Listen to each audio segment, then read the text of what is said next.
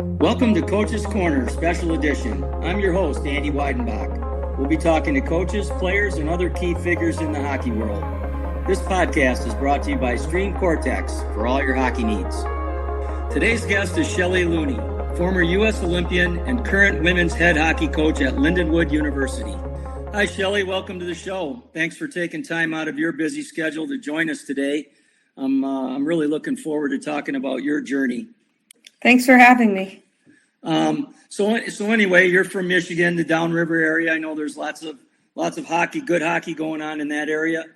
Who were some of your earliest influences in hockey? Well, I have to say, Steve Yzerman was always fun to watch growing up. On the men's side, of course, Wayne Gretzky. But ultimately, looking back, I had the same coach for 8 years. From when I started until I moved to girls hockey, and he was the biggest influence of my career. And was that in the youth hockey? And yeah, it was. I played for RFB. Okay. And I played for Riverview on the boys' side, and my coach was Rick Slack for the whole time. So he was. Believe it or not, Rick Slack was my coach. No. Yeah, he was when I played midget hockey in Detroit with his son. Yeah, his son also played hockey, and it was. I played for Austin Painters back in the day. But, nice. Anyway, something that I thought was really cool. I saw it in your bio. You wrote a letter to the Canadian government when you were 8 years old, and can you tell us a little bit about that? I have to be honest, I didn't write it myself. There was a gentleman 2 doors down. He was a DJ for one of the stations in Detroit. And he wrote this and wanted to create a record. And he wrote it with the thought of me writing it. So he produced it that way, and I said it. And so I made a record when I was 8, thanking Canada for saving the Americans in Iran. That's crazy. 8 years old. The top 100. Yeah, that's amazing. I saw that in your bio. I was like, that is unbelievable. Yeah. So full circle. First full circle. I loved Canada. Then we play against them forever. So you scored the game-winning goal for America's first ever gold medal in women's hockey. Can you tell us what that meant to you personally and also to the women's hockey game? Well, I think any of us in that position, I used to dream about, scoring the game-winning goal, but it was a little more dramatic. It was in overtime, sudden death. But, I just had great teammates around me that supported myself and each other, and I was in the right place at the right time. So, I'm very thankful that it was my time to score that goal. But I know, looking back now, I can see what an impact it has been on women's ice hockey because, it has grown immensely after that. Yeah, for sure. Yeah, women's hockey has exploded in the last 10 to 15 years. And I know you played for USA Hockey for 10 years. And not only did you win a gold medal, but I think I read where you won a silver and a bronze. Is that correct? So I won. Well, you lose this to get the silver. Let's be honest. So I played in Salt Lake in the Olympics in 2002, and we received the silver medal. So I only have 2 Olympic medals in 8 world medals. So that's all, eh? Yeah. That's not too shabby. A lot of second place, but there is a gold in there. So yeah, no, that's special for sure. Has the women's game changed much, and if so, how's it changed? In the last 20 years or so. It's amazing to watch now. The athleticism and the way they train. It's like no other. It's faster than I've ever seen the game played before. Thank goodness I played back in the day. Because I don't think I would make the team now. So, well, I don't know about that. I think you're being modest, but I agree with you. Women's hockey is really fun to watch. It's definitely it's definitely not only gotten better, but it's really grown and gained in popularity over the years. And yeah, I think if you're a fan of the game, the real game of hockey, you can be a fan of women's hockey. no doubt. Yeah, I mean, hockey's hockey, right? So Exactly. yeah. So after you retired from playing, you started coaching. Can you tell us a little bit? I mean, how'd you get into coaching? Well, actually, I probably started coaching when I was in college. Trying to make money in the summer. So I did a bunch of camps back then, and continued to do those throughout my career. But then when I retired, I was asked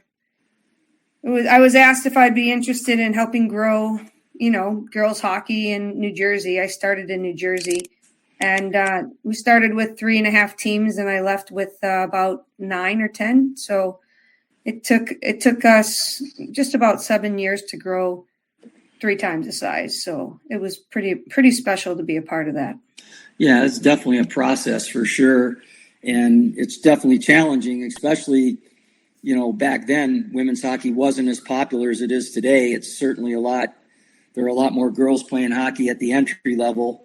And of course, at the top end, there's, better players coming out at the top end as well. But so you've played hockey for a number of years. You've coached for a number of years. Can you tell us, how's coaching changed in women's hockey? I don't want to say it's changed. I think depending on what level we're talking about, I think most girls or women want a coach that coaches hockey and not really thinking about the female aspect. I think at a younger age, because I've worked with that age group, they love to see female role models, which we didn't have growing up. I didn't. Most of my teammates didn't. But now, day and age, it's great to see the younger girls get to have female athletes to look up to. And I think that's a big part of coaching at that level. Yeah, I agree with that.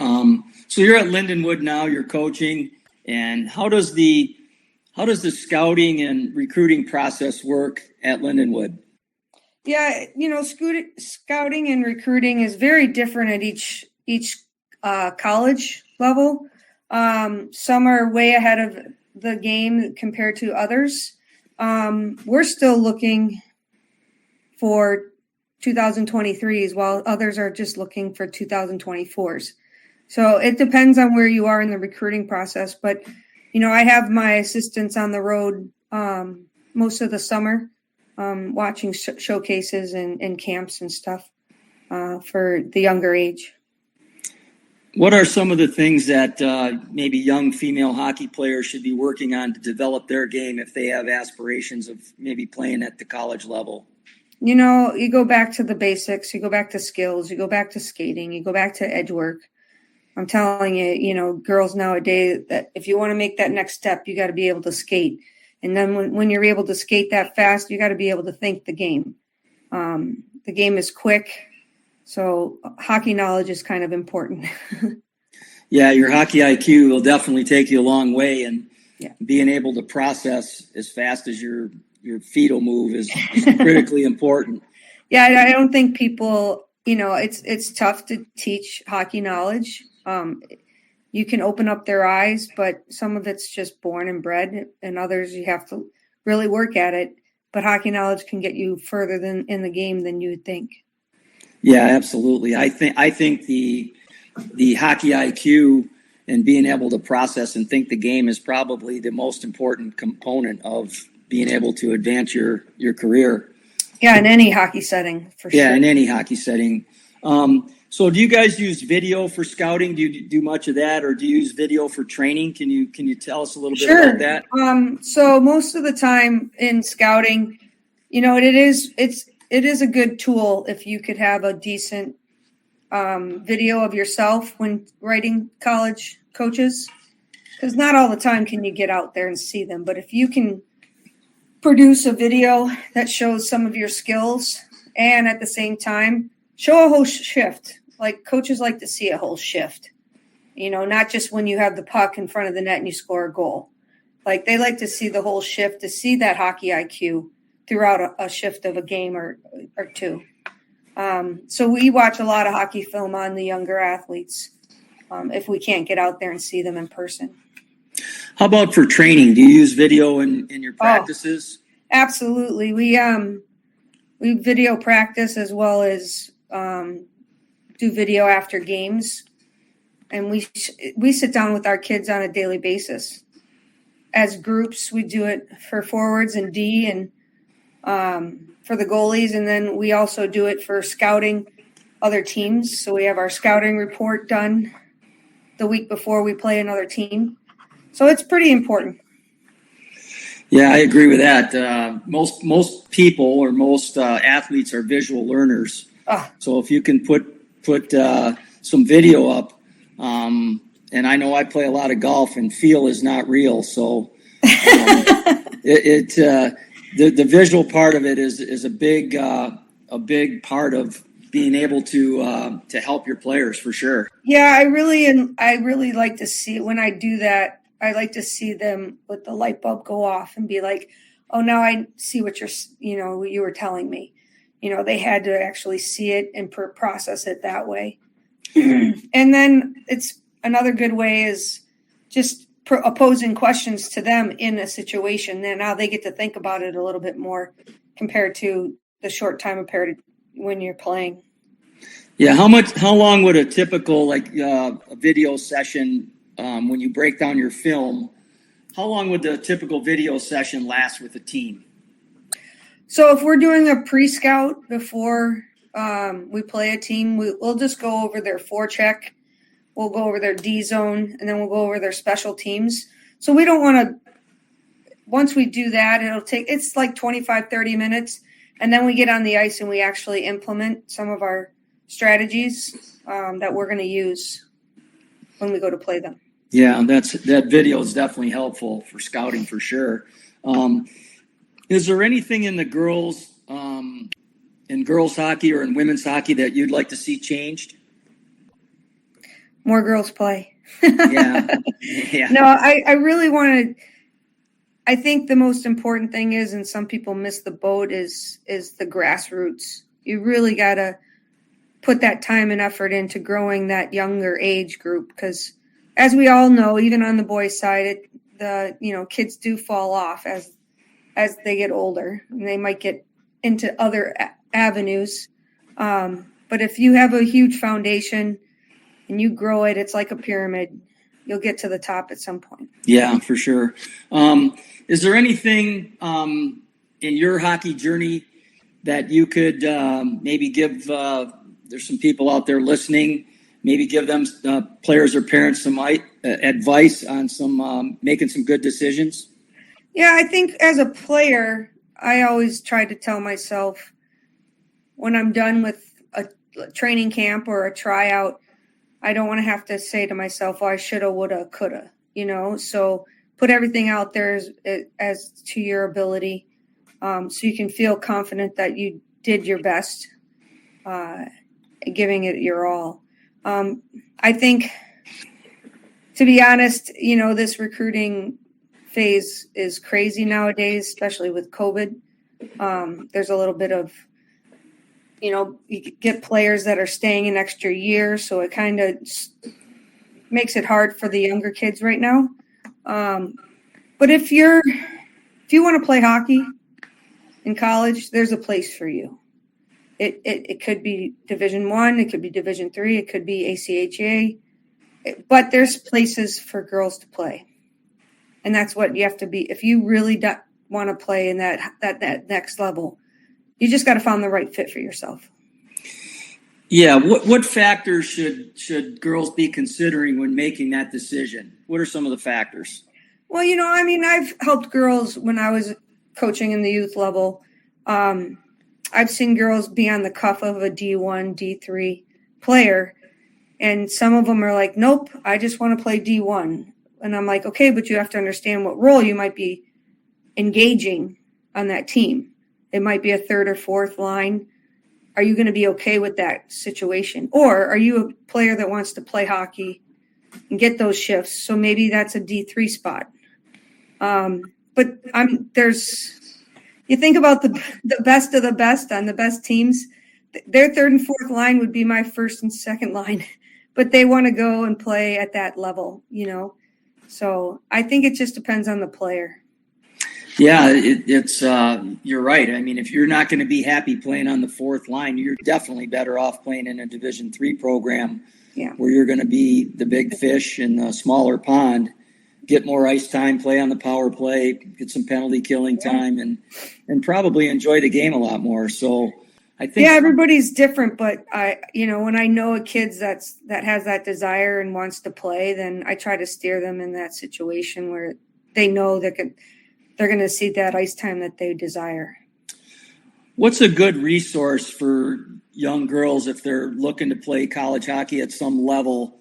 What would be a good resource? Where should they be looking? What kind of questions should they be asking? It goes back to what happens if you don't have hockey. Are you going to be comfortable at that university? Because who knows what's going to happen in the future. I definitely make sure my girls that we're recruiting really enjoy the campus that we're showing them and understand that there is life outside of hockey when you're going to college.